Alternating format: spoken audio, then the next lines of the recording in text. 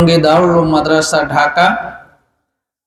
আরো আছেন মুফতি শফিকুল ইসলাম হবিগঞ্জি সাহেব দামাত বারকাতুহুল আলিয়া, সম্মানিত পরিচালক, আমার সামনে উপবিষ্ট কলিজার টুকরা যুবক ভাইয়েরা, মুরব্বী বাবাজিরা, পর্দার অন্তরালের আমাদের মাইকের আওয়াজ শুনতে পাচ্ছেন অত্যন্ত শ্রদ্ধাভাজন সম্মানিত মা ও বোনেরা, আল্লাহ রব্বুল ইজ্জতের দরবারে অসংখ্য অগণিত শুকরিয়া। রব্বুল ইজ্জত মেহেরবানি করে এই এলাকার হাজারো যুবকদের মাঝ থেকে বাছাই করে মুষ্টিমেয় কিছু যুবককে শত শত মুরব্বীদের মধ্য থেকে বাছাই করে মুষ্টিমেয় কিছু মুরব্বীকে এই কোরআনের মাহফিলের জন্য কবুল করে নিয়েছেন। তাদের মাঝে আমি আপনি শরীক হতে পেরেছি, আল্লাহর শুকরিয়া, আলহামদুলিল্লাহ। সম্মানিত উপস্থিতি, হাদিস শরীফের মাঝে এসেছে, মাইয়ুরিদিল্লাহু বিহি খায়রান ইউফাক্কিহু ফিদ্দীন, আল্লাহ যার কল্যাণ চান তাকে দ্বীনের বুঝ দান করেন, তাকে ইচ্ছা করে গুনাহ থেকে বিরত রাখে আর নেকের কাজ করিয়ে নেন। কিছু মানুষ পাবেন যারা এশার নামাজ পড়েনি কিন্তু শক্ত ঘুম হচ্ছে, আর কিছু মানুষ পাবেন কোনো কারণবশত যদি এশার নামাজ না পড়ে ঘুমায়, ঘুম আসে না, ভালো লাগে না, অপূর্ণ না, কতক্ষণ বিছানায় ছটফট করেছে, না হচ্ছে না, ঘুম আসতেছে না, আমাকে উঠতে হবে, যতই শীত থাকুক উজু করতে হবে, এশার নামাজ আমাকে পড়তে হবে। আমার আগে যে হযরত আলোচনা করছিলেন আমি শুনলাম, যতদূর শোনা গেল ভালো লাগছিল, যে আল্লাহ মানুষকে সতর্ক করেন রোগ দিয়ে, শোক দিয়ে, বিপদ দিয়ে, আফত দিয়ে। কাদেরকে জানেন? যাদেরকে আল্লাহ ভালোবাসেন। এই জন্য আম্মা জান আয়েশা রাদিয়াল্লাহু তাআলা আনহা বলেছেন, আমি রাসূলুল্লাহ সাল্লাল্লাহু আলাইহি ওয়াসাল্লামের চেয়ে বেশি রোগগ্রস্ত আর কাউকে দেখি নাই। আমি আল্লাহর হাবিব মুহাম্মদুর রাসূলুল্লাহ সাল্লাল্লাহু আলাইহি ওয়াসাল্লামের বিবরণ আপনাদেরকে কেমন করে বুঝাবো, বোঝানো সম্ভব নয়। যখন হিজরতের সময় হযরত সিদ্দিক আকবর রাদিয়াল্লাহু তাআলা আনহুকে নিয়ে মুহাম্মদুর রাসূলুল্লাহ সাল্লাল্লাহু আলাইহি ওয়াসাল্লাম একটা গুহার মধ্যে আশ্রয় নিয়েছিলেন, ঠিক ওই সময়টাতে রাসূলুল্লাহ সাল্লাল্লাহু আলাইহি ওয়াসাল্লাম হযরত সিদ্দিক আকবর রাদিয়াল্লাহু তাআলা আনহুর পায়ের উপরে মাথা রেখে রেস্ট নিচ্ছিলেন আর বলছিলেন, লা তাহজান ইন্নাল্লাহা মা'ানা, আবু বকর টেনশন করো না, আল্লাহ আমাদের সাথে আছেন। ওই কঠিন মুসিবতের সময় কাফেররা চতুর্দিকে হন্য হয়ে খুঁজছে, ঈমানের বদৌলতে আল্লাহর রাসূল সাল্লাল্লাহু আলাইহি ওয়াসাল্লাম একেবারে প্রশান্ত মুতমাইন ঘুমিয়ে পড়েছেন। সিদ্দিক আকবর এর পায়ের মাঝে একটা সাপ দংশন করেছে। হযরত আবু বকর সিদ্দিকের গোটা শরীর নীল হয়ে যাচ্ছে, কিন্তু পাও নাড়ায় না, এতে যে আমার মাহবুব আল্লাহর রাসূলের ঘুম ভেঙে যাবে। আল্লাহু আকবার বলবেন না? সিদ্দিক আকবরের গোটা শরীর নীল হয়ে যাচ্ছে। সব মানুষ কন্ট্রোল করতে পারে, চোখের কি কন্ট্রোল করা যায়? যখন কান্না পায় চোখ দিয়া পানি আপনি ঝরে, থামায়া রাখা যায় না। সিদ্দিক আকবর কষ্টে শরীর নীল হয়ে যাচ্ছে, উরাত লড়ায় না, কিন্তু চোখের পানি তো আর বাধা মানে না। চোখের পানি রাসূলুল্লাহ সাল্লাল্লাহু আলাইহি ওয়াসাল্লামের চেহারা মোবারকের উপর পড়েছে। সুবহানাল্লাহ। নবীজি চোখ মেলে বলেন, আবু বকর তুমি কাঁদছো? কই না হুজুর, তেমন কিছু নয়, কিছু একটা তো অবশ্যই হয়েছে। ঘটনা কি? বলে হুজুর পায়ে কিসে যেন দংশন করেছে। নবীজি উঠে দেখলেন আবু বকরের গোটা শরীর নীল হয়ে আছে। একটুখানি থুতু মোবারক নিয়ে ক্ষত স্থানে লাগিয়ে দিলেন, সঙ্গে সঙ্গে সিদ্দিক আকবর রাদিয়াল্লাহু তাআলা আনহু সম্পূর্ণ সুস্থ হয়ে গেলেন। যার একটুখানি থুতু মোবারকে একটা মুমূর্ষ ব্যক্তি সুস্থ হয়ে যায়, তার ক্ষমতা, তার পাওয়ার বলে কি শেষ করা যাবে? তাহলে তিনি এত বিপদগ্রস্ত কেন ছিলেন? হাদিস শরীফের মাঝে এসেছে, আসাদুন নাসি বালাআন আল আম্বিয়া সুম্মাল আমসাল ফাল আমসাল। দুনিয়াতে সবচেয়ে বেশি বিপদগ্রস্ত হলেন নবীগণ, এরপর আল্লাহর যে যত কাছের তার বিপদ তত বেশি। তাহলে এই বিপদ দিয়ে আল্লাহ তাআলা সতর্ক করেন কাদেরকে? যাদেরকে আল্লাহ ভালোবাসেন। আর যাদেরকে আল্লাহ ভালোবাসেন না তাদের সম্পর্কে আল্লাহ বলতেছেন, ইন্নামা নুমলি লাহুম লিয়াজদাদু ইসমা।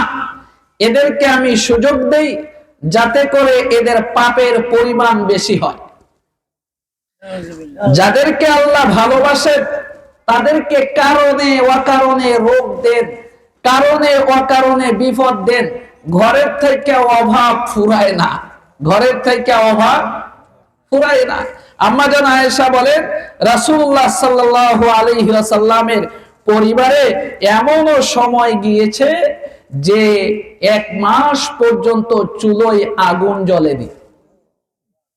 বলে থেকেছেন কিভাবে? বলে সামান্য খেজুর পানি খেয়ে দিন কাটিয়ে দিয়েছে। অভাব রাসূলুল্লাহ সাল্লাল্লাহু আলাইহি ওয়াসাল্লামের সাথে লেগেছিল, এটা চেয়ে নেওয়া ছিল। জিবরিল আমিন এসেছেন, এসে বললেন, ইয়া রাসূলুল্লাহ, আল্লাহ আমাকে পাঠিয়েছেন। তিরমিজি শরীফের 2য় খণ্ডের হাদিস, আপনি যদি বলেন তাহলে মক্কার যে কঙ্করময় ভূমি আছে এটা স্বর্ণে পরিণত করে দেওয়া হবে। আল্লাহ রাসূল সাল্লাল্লাহু আলাইহি ওয়াসাল্লাম বললেন, না, আমি সেটা চাই না, বরং আমি অভাবে থাকতে চাই। এক বেলা খেয়ে থাকবো, যে বেলা খাবো আল্লাহর শুকরিয়া আদায় করব। আল্লাহ তুমি আমাকে উত্তম রিজিক দান করেছো। আর যে বেলা খেতে না পারবো সে বেলা আল্লাহর কাছে কাকুতি মিনতি করব, আল্লাহ রিজিক তোমার দান, তুমি না দিলে খেতেও পারি না। চেয়ে নেওয়া ছিল। অভাব রাসূলুল্লাহ সাল্লাল্লাহু আলাইহি ওয়াসাল্লামের সংসারে লেগেই থাকতো। এই জন্য সরদারে দু জাহান সাল্লাল্লাহু আলাইহি ওয়াসাল্লাম বলেছেন, আমাকে যে ভালোবাসে সে যেন দারিদ্রতার প্রস্তুতি নেয়। কেন? পানি নিচের দিকে যেমন দ্রুত গড়িয়ে যায়, আমাকে যে ভালোবাসবে অভাব তার দিকে তেমন দ্রুত গড়িয়ে যাবে। কথাটা কি বুঝতে পেরেছেন? নবীজি বললেন, আমাকে যে ভালোবাসে সে যেন অভাবের প্রস্তুতি নেয়, কারণ তার পরীক্ষা করা হবে, তার পরীক্ষা করা হবে। আর আল্লাহর রাসূলকে যারা ভালো না বাসে, সুদখোর ঘুষখোর, এগুলি দেখবেন অসুখ বিসুখও কম হইতাছে। সুদখোর ঘুষখোর, আপনি বলবেন যে একটা মানুষ মারা গেছে, আরে লোকটা কত ভালো ছিল, মারা গেল। আর ওই যে বদমাইশ যেগুলি সমাজটাকে শোষণ করে খায়, ইসলামের কথা সহ্য করতে পারে না, এগুলি দেখবেন অসুখ বিসুখও কম হয়, লম্বা লম্বা হায়াত পায়। কেন? আল্লাহ বলেছেন, ইন্নামা নুমলি লাহুম লিয়াজদাদু ইসমা, সূরাতু আলী ইমরান আয়াত নম্বর 178। পাপিষ্ঠ যারা আছে এদের আল্লাহ তাআলা সুযোগ দেন যাতে করে পাপটা বড় হয়, আর পাপটা বড় হলে শাস্তি দিতে সহজ হয়। বুঝতে পেরেছেন?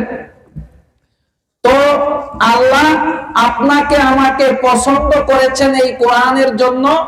এই জন্য এই শীতের রজনীতেও আরামের বিছানা ছাড়িয়ে খড়কুটোর উপর এনে বসিয়ে পরীক্ষা নিচ্ছেন।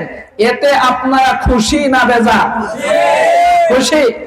তাহলে এই খুশির শুকরিয়া আদায় করার দরকার আছে না নাই? আছে। শুকরিয়া হলো বাবা, যতক্ষণ কথা হবে মনোযোগ দিয়ে শুনতে হবে, আমলের নিয়তে শুনতে হবে। আমাকে একটা বিষয় দেওয়া হয়েছে, আমি সাধারণত বিষয় ভিত্তিক কথা বলি।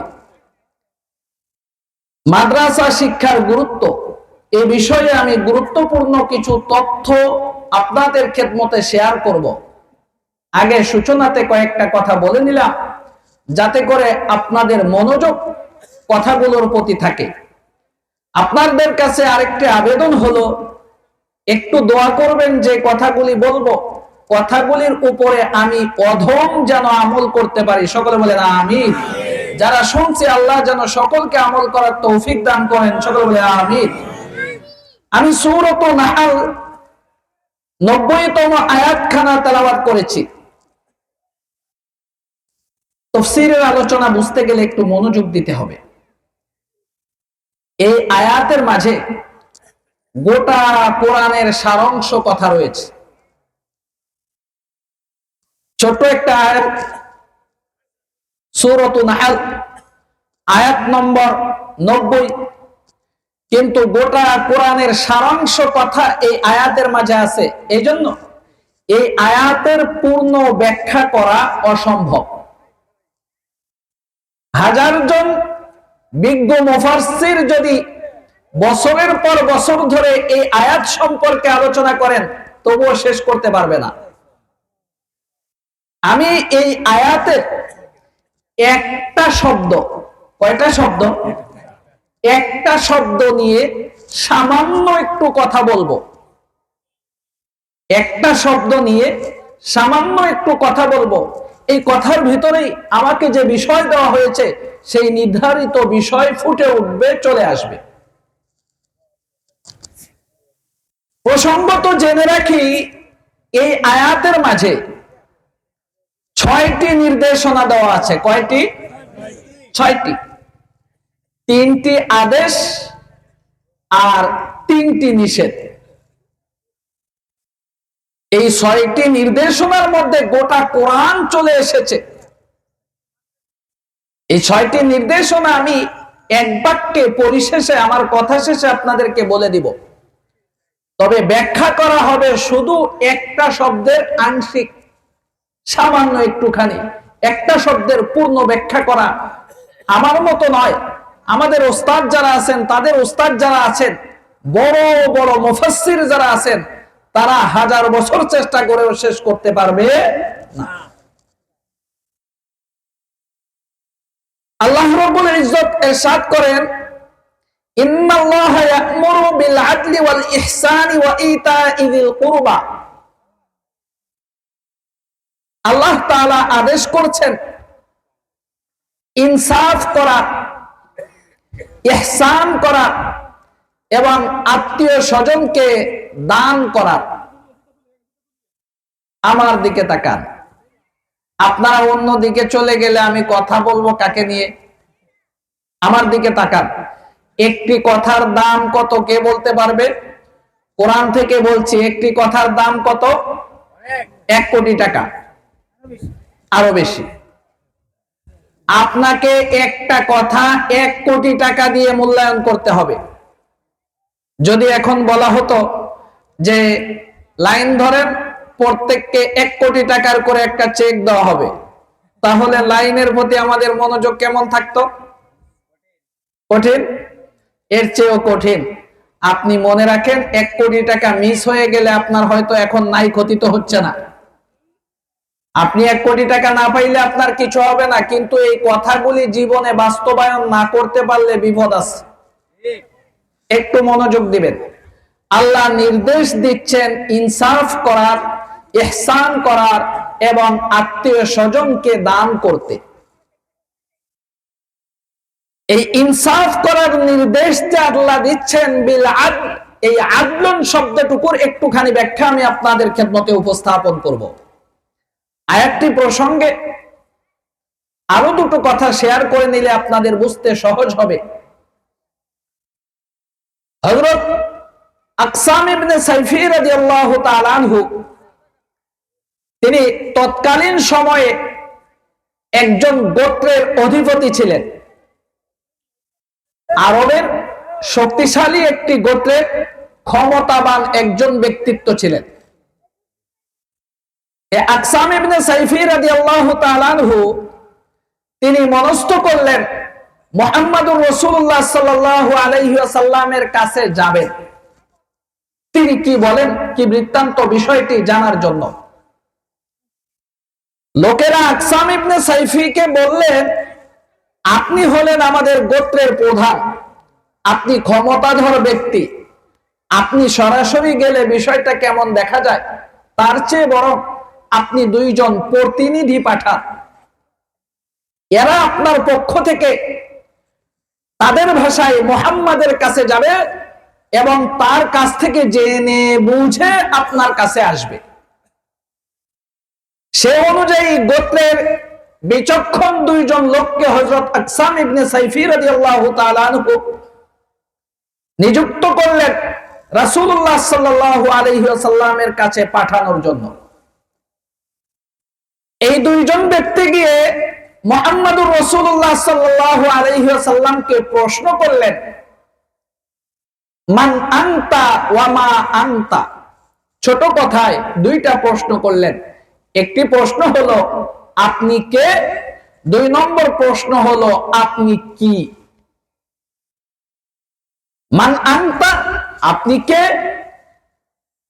ওয়া মা আনতা আর আপনি কি। রাসূলুল্লাহ সাল্লাল্লাহু আলাইহি ওয়াসাল্লাম বললেন, শোনো, মান আনতা আমি কে, এই প্রশ্নের উত্তর হলো আমি আব্দুল্লাহর পুত্র মুহাম্মদ। আল্লাহু আকবার বলবেন না। আর ওয়া মা আনতা আপনি কি, এই প্রশ্নের উত্তর হলো আমি আল্লাহর বান্দা এবং তার রাসূল। আল্লাহু আকবার। এরপরে আল্লাহর নবী সাল্লাল্লাহু আলাইহি ওয়াসাল্লাম আমাদের তেলাওয়াতকৃত সূরাত নাহলের এই 90তম আয়াতখানা তাদের সামনে পাঠ করলেন। এই আয়াত পাঠ করার পরে তাদের মাথা নিচু হয়ে গেল। তারা নিচু কণ্ঠে আবারও আল্লাহর রাসূলকে বললেন যে আপনি একটু কষ্ট করে আবারও তেলাওয়াত করুন। নবীজি আবারও তেলাওয়াত করলেন। লোক দুটো বলল কষ্ট করে আরো একটু তেলাওয়াত করুন। নবীজি আবারও তেলাওয়াত করলেন। এভাবে যতক্ষণ তাদের মন প্রশান্ত না হয়েছে ততক্ষণ তারা এই তেলাওয়াত শুনেছে। তারা মুসলমান হয়ে যেত, কিন্তু গোত্রের যে অধিপতি আছে তার অনুমতি ছাড়া কিছু করা যায় না। আয়াতটাকে তারা মুখস্থ করে গোত্রের অধিপতি হযরত আকসাম ইবনে সাইফি রাদিয়াল্লাহু তাআলা আনহু এর কাছে চলে গেলেন।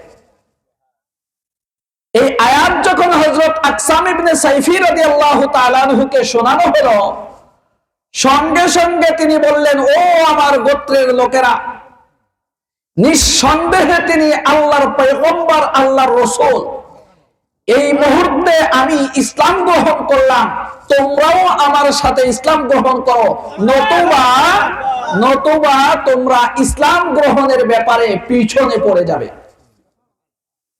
সম্মানিত উপস্থিতি, এই আয়াতকে শুধু শ্রবণ করার পরপরই তাফসীরে মাআরিফুল কোরআনের মাঝে মুফতি শফি রাহমাতুল্লাহি আলাইহি লিখেছেন, হযরত আকসাম ইবনে সাইফি রাদিয়াল্লাহু তাআলা আনহু এবং তার গোত্রের শত শত লোক এই আয়াতকে শ্রবণ করার পরপরই ইসলাম ধর্ম গ্রহণ করে নিয়েছিলেন।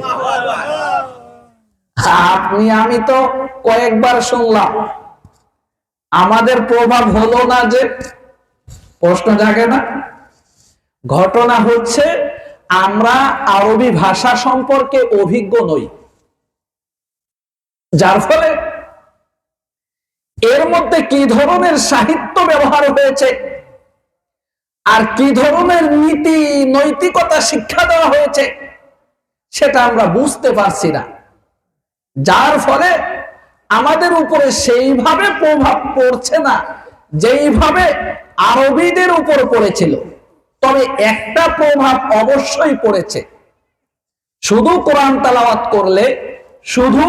তেলাওয়াত করলেও এটার একটা প্রভাব আছে। আমি প্রায় জায়গায় চেষ্টা করি কোরআন শরীফ সামনে নিতে, কারণ কোরআন শরীফ দেখে দেখে যখন বলা হয় এই তেলাওয়াতের একটা প্রভাব মানুষের উপরে পড়ে। কথা প্রসঙ্গে একটা কথা বলি, বর্তমানে কিছু লোক বের হয়েছে কোরআন হাদিসের জ্ঞান নেই, এরা বলে না বুঝে কোরআন পড়লে কোনো লাভ নাই। আসলে তার জ্ঞানের পরিধি খুবই সীমিত, সে কুয়ার ব্যাং। হাউলাই দফাতি ইয়াস, এরা কুয়ার ব্যাগ। এরা আল্লাহর কালাম সম্পর্কে কি খবর রাখে, আল্লাহর কালামের মহত্ব, আল্লাহর কালামের বরত্ব সম্পর্কে এদের কোনো ধারণাই নাই। এই কোরআনুল কারীম কোন ব্যক্তি এটাকে বুঝুক আর না বুঝুক, যে কোনো ভাবে তেলাওয়াতের নিয়তে কোরআনুল কারীমের একটি অক্ষর যদি কেউ তেলাওয়াত করে, সরদারে দু জাহান আহমদ মুজতবা মুহাম্মদ মুস্তাফা সাল্লাল্লাহু আলাইহি ওয়াসাল্লাম বলেছেন, সঙ্গে সঙ্গে তার আমলনামায় মহামূল্যবান 10 খানা নেকি লেখা হয়ে যায়। আল্লাহু আকবার বলেন। নবীজি বলেন, আমি এই কথা বলি না যে আলিফ লাম মিম এই 3টি অক্ষর তেলাওয়াত করলে 10টি নেকি হবে, বরং আলিফ তেলাওয়াত করার কারণে 10টি নেকি হবে, লাম তেলাওয়াত করার কারণে 10টি নেকি হবে, মিম তেলাওয়াত করার কারণে 10টি নেকি হবে। শুধু কোরআন তেলাওয়াতের নিয়তে আলিফ লাম মিম এটুকু যদি কোনো ব্যক্তি তেলাওয়াত করে, তার আমলনামায় মহামূল্যবান 30 খানা নেকি যোগ হয়ে যাবে। এবার যে সমস্ত তথাকথিত বুদ্ধিজীবী আদার ব্যাপারী জাহাজের খবর নিতে চায়, এরা আমাকে বুঝায় যাক যে আলিফ লাম মিম দ্বারা সে কি বুঝছে। আলিফ লাম মিম হুরুফে মুকাত্তাত, ভিন্ন ভিন্ন হরফ। কোরআনুল কারীমের বহু সূরার শুরুতে আলিফ লাম মিম, আলিফ লাম র, ত সিন মিম, হা মিম কফ এরকম হরফ আছে। এগুলির অর্থ পৃথিবীর কারো জানার সাধ্য নাই, জানার ক্ষমতা নাই, বুঝার ক্ষমতা নাই। এগুলির অর্থ একমাত্র আল্লাহই জানেন। যারা বলে না বুঝে কোরআন পড়লে সওয়াব হবে না, তাইলে আলিফ লাম মিম নবীজি যে বললেন পড়লে 30 খানা নেকি হবে, নবীজির কথাকে অমান্য করেছে। আসলে এদের জ্ঞানের পরিধি কম। আমি আগেই বলেছি, হাউলাই দফাদু হিয়াস, এরা হাউজের ব্যাং, কুয়ার ব্যাং।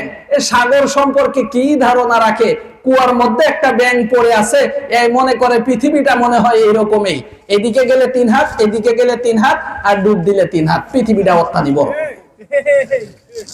আসলে কি পৃথিবীটা এদিকে গেলে 3 হাত, এদিকে গেলে 3 হাত, নিচের দিকে 3 হাত? আরে কথা কর না কে?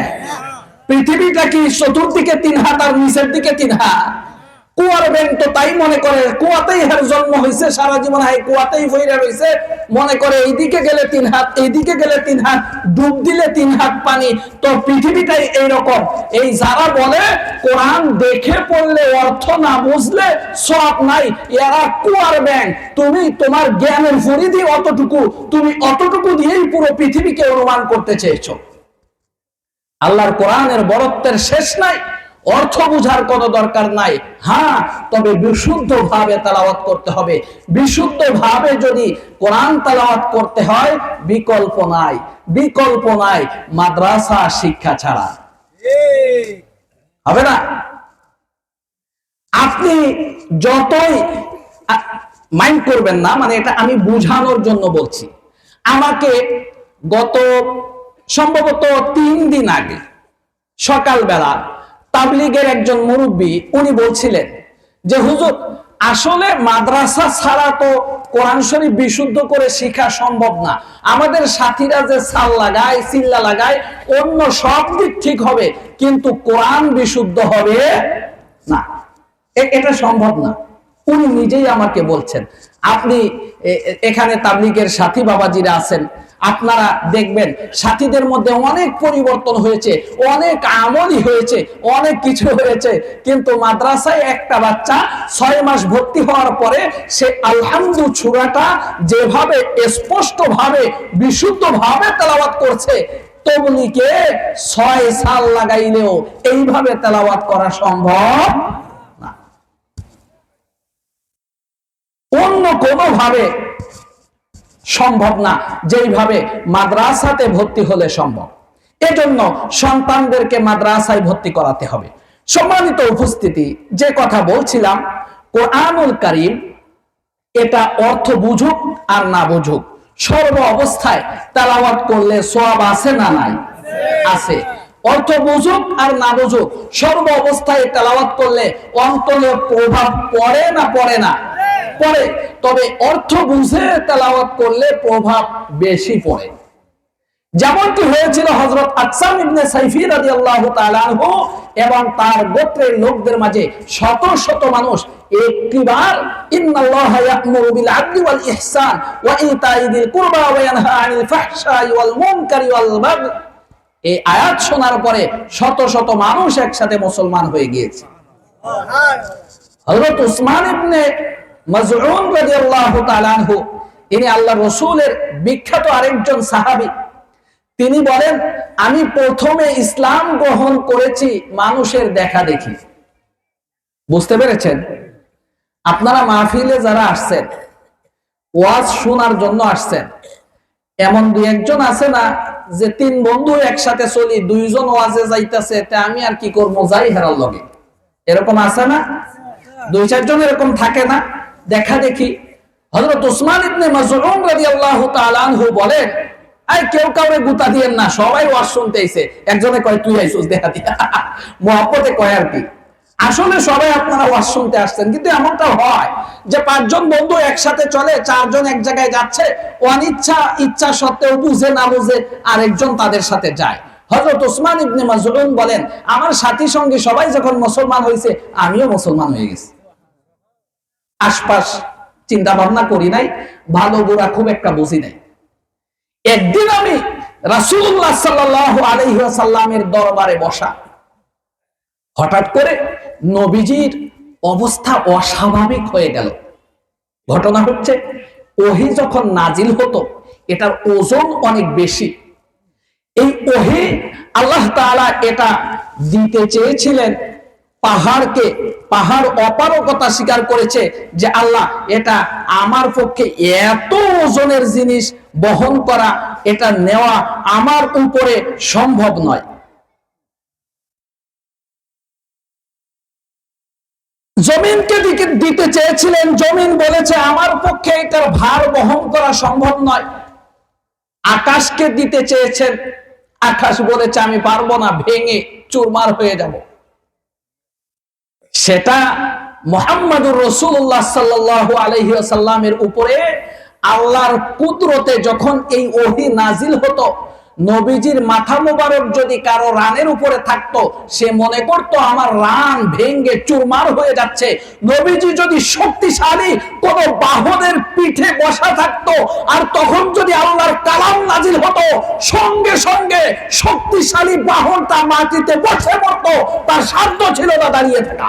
সুবহানাল্লাহ। ওহীর ওজন এত বেশি ছিল, প্রচন্ড শীতের মাঝেও যদি একখানা আয়াত নাজিল হতো, নবীজির শরীর মোবারক ঘেমে যেত, কপাল দিয়ে ঘাম বেয়ে বেয়ে পড়ত। সম্মানিত উপস্থিতি, হযরত উসমান ইবনে মাজউন বলেন, রাসূলুল্লাহ সাল্লাল্লাহু আলাইহি ওয়াসাল্লাম হঠাৎ করে অস্বাভাবিক হয়ে গেলেন।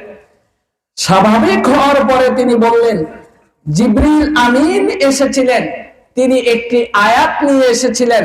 আয়াতটি হলো, ইন্নাল্লাহা ইয়া'মুরু বিল আদলি ওয়াল ইহসান ওয়া ইতাই যিল কুরবা ওয়া ইয়ানহা আনিল ফাহশাই ওয়াল মুনকারি ওয়াল বাগই ইয়াইযুকুম লাআল্লাকুম তাযাক্কারুন। উসমান ইবনে মাজউন বলেন, এই আয়াত শ্রবণ করার পরে আমি খাঁটি মনে বিশুদ্ধভাবে মুসলমান হয়ে গেলাম। তারা আহলে আরব ছিলেন, তারা এর মহত্ব, এর বড়ত্ব বুঝতেন। ওলীদ ইবনে মুগীরার নাম শুনেছেন? ওলীদ ইবনে মুগীরার নাম শুনেছেন? ভালো মানুষ, ভালো মানুষ, এই ডোনাল্ড ট্রাম্পের মতো। আর ওই ইসরায়েলের নাম কি? বিনিয়ামিন নেতানিয়াহু। এর মতো ভালো মানুষ। মানে সারা পৃথিবীর মধ্যে যদি ডুপ্লিকেট কেউ থাকে, তাইলে আছে হইল এই ইসরায়েলের প্রধানমন্ত্রী আর আমেরিকার প্রধানমন্ত্রী। এরা সুরে সুরে খালতো ভাই, লাল কুত্তায় হিয়ালের ভাই, এইগুলি একটা আরেকটার স্বাস্থ্য ভাই। এদের এজেন্ডা হলো মুসলমানদেরকে নিধন করা। আল্লাহর কসম, বিশ্বাস করেন, আমেরিকার একমাত্র এজেন্ডা মুসলমানদেরকে ধ্বংস করা। আর এই মুসলমানদেরকে ধ্বংস করার জন্য আরব ভূখণ্ডের মাঝে একটা রাষ্ট্র তৈরি করেছে। এটা আসলে কোনো দেশ না, আসলে কোনো দেশ না। আপনারা জানবেন, আমি বলছি শুধু শুনো।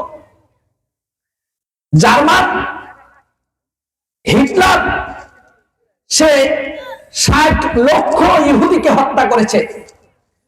60 লক্ষ ইহুদিকে হত্যা করার পরে বলেছে, আমি ইচ্ছা করলে পৃথিবীর সব ইহুদি নিধন করতে পারতাম। ইচ্ছা করেই কিছু ইহুদিকে জীবিত রেখেছি, যাতে করে পরবর্তী প্রজন্ম যারা আছে তারা বুঝতে পারে যে আমি কেন 60 লক্ষ ইহুদিকে হত্যা করেছিলাম। এই ইহুদিরা হলো সারা বিশ্বের অশান্তির মূল বিস্ফোরা হলো এই ইহুদিরা। এরা জার্মান থেকে যখন তাদেরকে বিতাড়িত করে দিয়েছে, জাহাজে করে এসে জায়গা নাই, কোথায় থাকবে, তখন আমেরিকা বলেছে একটু জায়গা দেন আরব ভূখণ্ডে, এরা একটু থাকুক। আমাদের বাংলাদেশে রোহিঙ্গারা আছে না, কথা বলেন, রোহিঙ্গারা আছে না, এরকম শরণার্থী হিসেবে রয়েছে। এইটারে আমেরিকা কলে বলে কৌশলে অর্থ দিয়ে অদ্যবধি এখনো পর্যন্ত আমেরিকা ইসরায়েলের পিছনে যেই অর্থ ব্যয় করে, এর অর্ধেক অর্থ যদি কোন মুসলিম দেশের পিছনে ব্যয় করত, তাইলে এই মুসলিম দেশ সারা বিশ্বের সুপার পাওয়ার হয়ে যেত। এরা হাজার হাজার কোটি ডলার এই ইসরায়েলের পিছনে সহায়তা করে ইসরায়েলকে জিইয়ে রাখে, যাতে করে এই ইসরায়েল নামক সামরিক ঘাঁটি থেকে মুসলিম নিধন করতে পারে। আর আমরাও নিধন হতাম না, আমার আলোচনার বাহিরে চলে যাচ্ছে, আমরাও নিধন হতাম না, কিন্তু নিধন হচ্ছি এর কারণ হলো আমরা খাঁটি ইসলামের উপরে নেই। শোনো, খুব মনোযোগ দিয়ে শোনেন, যদি আমরা ঈমান আর আমলের উপরে থাকতাম, বিশ্বের কোন শক্তির সামর্থ্য ছিল না মুসলমানের দিকে চোখ তুলে তাকায়। এটা কোরআনের কথা। যদি মুসলমানরা ঈমান আর আমল ঠিক করে ফেলে ব্যক্তিগতভাবে, তাইলে ব্যক্তিগতভাবে এই মুসলমান শক্তিশালী মুসলমান হয়ে যাবে। ঈমান আমল যদি ব্যক্তিগতভাবে ঠিক হয়, আর যদি সামাজিকভাবে ঈমান আমল ঠিক হয়, সামাজিকভাবে মুসলমান শক্তিশালী হয়ে যাবে। আর যদি রাষ্ট্রীয়ভাবে ঈমান আমল ঠিক হয়ে যায়, তাহলে এই মুসলমান রাষ্ট্রীয়ভাবে শক্তিশালী হয়ে যাবে। আল্লাহর কসম করে বলি, পরমাণু বোমা কেন, এর চেয়েও বড় শক্তিশালী অস্ত্র দিয়েও মুসলমানদের সাথে বেড়ে উঠবে না। ওই হুজুর খালি গায়ের জোরে কইলেই হইব, গায়ের জোরে কই না। আপনারা আফগানিস্তানের দিকে চেয়ে দেখেন, 2000 বা 2001 থেকে আমেরিকা বিশ্ব পরাশক্তি, তার সাথে নিয়েছে নেটো, বিশ্বের বাঘা বাঘা শক্তিগুলোকে। আমেরিকা আর নেটো মিলে 20 বছর আফগান অসহায় মোল্লা, এই পাগড়িওয়ালা মোল্লাদের সাথে যুদ্ধ করেছে, যাদের এক হাতে ছিল সামান্য হালকা অস্ত্র AK-47 ক্লাসিনকভ রকেট লঞ্চার, আরেক হাতে তসবিহ। এরা কি করেছে? এরা সারা দিন রোজা রেখেছে আর সারা রাত আল্লাহর কাছে দোয়া করেছে, আর আমেরিকার বিরুদ্ধে যুদ্ধ করেছে। ইতিহাস সাক্ষ্য হয়ে আছে, বিশ্বের পরাশক্তি আমেরিকা 20 বছর আফগানিস্তানে তাণ্ডব চালিয়েছে, কিন্তু মুসলমানরা ইমানি শক্তিতে বলিয়ান ছিল। আফগান মুজাহিদেরা ইমানি শক্তিতে বলিয়ান ছিল, তাদের শাহাদাত মজবুত ছিল। তারা বলেছে আশহাদু আল্লা ইলাহা ইল্লাল্লাহ, তারা বলেছে ওয়া আশহাদু আন্না মুহাম্মাদার রাসূলুল্লাহ। ইতিহাস সাক্ষ্য হয়ে থাকবে, 20 বছর যুদ্ধ করে আমেরিকান যে সৈনিক যৌবন বয়সে এসেছিল সে বৃদ্ধ হয়েছে, মরে গিয়েছে। তালেবানরা যারা শিশু ছিল তারা যোদ্ধা হয়েছে, যোদ্ধারা গোড়া হয়েছে, শহীদ হয়ে গিয়েছে। 20 বছর নিরস্ত্র মুসলমানদের সাথে যুদ্ধ করার পরে পরাজিত হয়ে লেজ গুটিয়ে পলায়ন করেছে, ঠিক কিনা বলে? কেন? আফগানিস্তানের মুসলমানেরা রাষ্ট্রীয়ভাবে ঈমান আর আমলের উপরে ছিল। মোল্লা ওমর রহমাতুল্লাহি আলাই, শুনুন, আমাদের বাংলাদেশ থেকে 4 জন আলেম গিয়েছিলেন আফগানিস্তানে। এটা আমেরিকার হামলা করার আগে, যখন মোল্লা ওমর রহমাতুল্লাহি আলাই আফগানিস্তানের ক্ষমতায়, তিনি যখন আফগানিস্তানের আমিরুল মুমিনিন আর স্বাভাবিক সাধারণ পরিভাষায় প্রেসিডেন্ট, তখন বাংলাদেশ থেকে 4 জন আলেম গিয়েছেন ওনার সাথে সৌজন্য সাক্ষাৎ করার জন্য। এই 4 জন আলেম যাওয়ার পরে তাদের সামনে নাস্তা উপস্থাপন করা হয়েছে, রুটি এবং গোশত।